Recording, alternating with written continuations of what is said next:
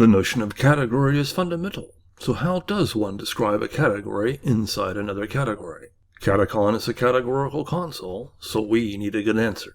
Most gloss over the definition and leave out detailing those evident diagrams typically left to the reader or grad student. Who has seen the full definition of an internal category? We will. Let's skip morphing. What is internalization in category theory? Short form, convert quantifiers to universal constructions like pullbacks et al. Longer story found at the Cognoscente's InLab in the link below. InLab shows a definition of internal category with those pullbacks that can act as a guide. We write down the classical or Bourbaki version of the definition of category along one side, and on the other side the diagrams for internalization. Inasmuch there may be more classical details than expected, we will see how they are required by the internal version. Now classically, let D be something which has collections. The word collections is math buzz for I'm not going to tell you how big this thing is, like a set, proper class, or type. In Catecon, though, this too is an era. As our current categorical context is cat, the category of small categories, place a category D. For clarity, let us show that D is a member of cat. Let C0 and C1 be two collections in D. The C0 collection represents the objects and C1 the morphisms. We're still in object mode, so double-click to create objects in D. In the proper name text box, entering C:0 turns the 0 into a subscript. Next is the objects of morphisms for our internal category. Classically, for every object in C0, there is a corresponding morphism in C1 called the identity of that object. Let's create the morphism C0 id C1. Every morphism of C1 has domain and codomain objects in C0. We need two morphisms from C1 to C0 called dom and cod. Create them. For every object in C0, the domain and codomain of its corresponding identity morphism is that object itself. We take a copy of id and one of dom, fuse, create an identity on C0, and fuse. This triangle is known as a cell in Catecon and generally comprises two chains of morphisms, called legs, with common domain and codomain. In category theory, CTs like seeing commutative diagrams, meaning all cells have both their legs equal. As presented in this case, Catecon has an engine known as an equator, or equator, that which equates. Engine output is three-valued, true, false, and I'm not quite so sure about that as presented in our current situation with the unknown commutivity icon. This then is our first assertion about an internal category, meaning we need to assert that the id morphism followed by cod is the identity on C0. Do so by selecting the unknown marker and introspecting. We see the cell's commutivity status as unknown and a list of icons followed by a listing of the cell's two legs. Click on the commutivity icon to set the cell's two legs to be equal. This registers that assertion and the cell's commutivity status changes accordingly. Nominally, CTs do not mark all commuting cells in a diagram with such a symbol, and instead say, all the following diagrams commute. In Catecon, we use it as a marker that something special occurred here. You also get something to click on later if you want to change your mind. Select the identity and notice you cannot delete or detach it. This is due to the assertion having a reference lock on all the morphisms in its cell. To remove the assertion, hit the delete button. Now do similarly for the cod morphism and make the assertion.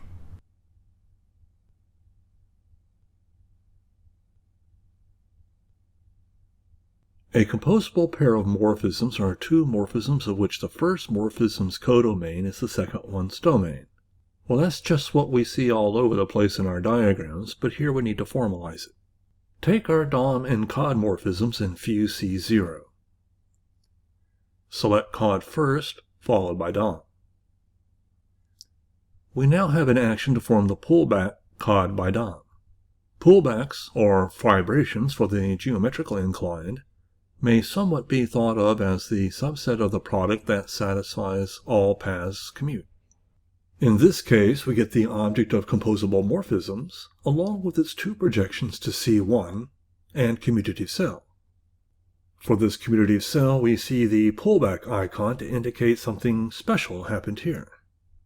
Define composition of two composable morphisms as an operation that produces a single morphism. Copy our pullback object down along with the morphism object C1 and make a morphism between the two called comp. The domain of the composite is the domain of the first morphism in the composable pair.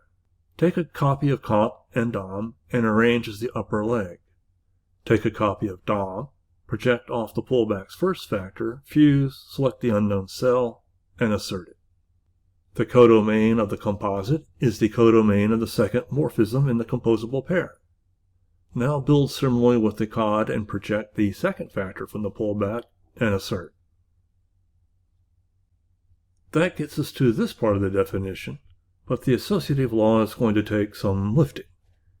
Let's next do the left and right units law for composition of morphisms. Form all composable pairs of an object's identity as the first morphism in the composable pair, and another such collection with said identity as the second morphism of a composable pair. Fair enough. Let's make a copy of our composable morphisms pullback. On the left side, take a copy of cod and an identity morphism on C0 and take their pullback.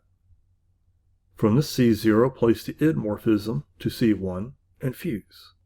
On the opposite C1, create an identity and fuse to the C1 on the original pullback. Now select the 0th projection, followed by shift-selecting the identity, and then cod. Next, add in the 1th projection, followed by id, and then dom. Lastly, select the original pullback object of composable morphisms. What we have essentially done is define two legs of a commutative cell and targeted a pullback object. We therefore can make a pullback assembly to that latter object as indicated by said icon here.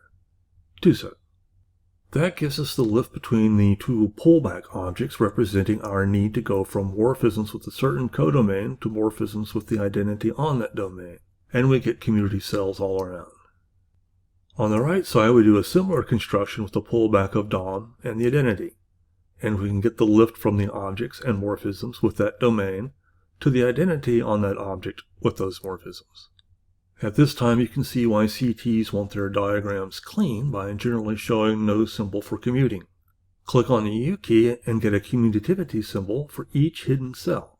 Hovering over each shows the associated cell. Clicking on a cell and introspecting shows how it got that way.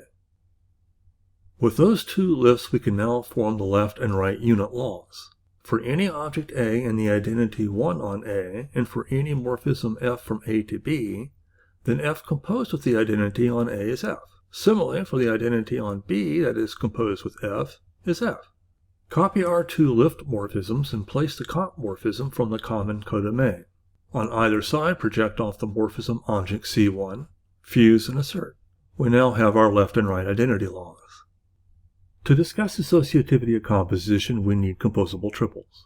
So form the collection of composable triples in the form F, G, and then H.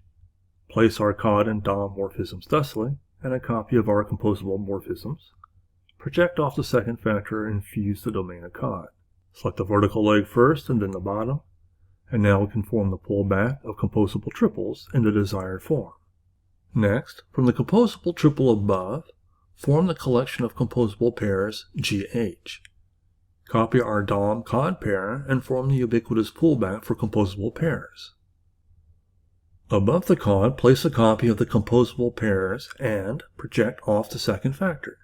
Now place a copy of the composable triples from above and project off the pair and fuse, and project off the single morphism factor and fuse. Select the top leg first, followed by the bottom leg, and lastly select the composable pair. Our legs commute, so we can now form the lift between the two pullback objects.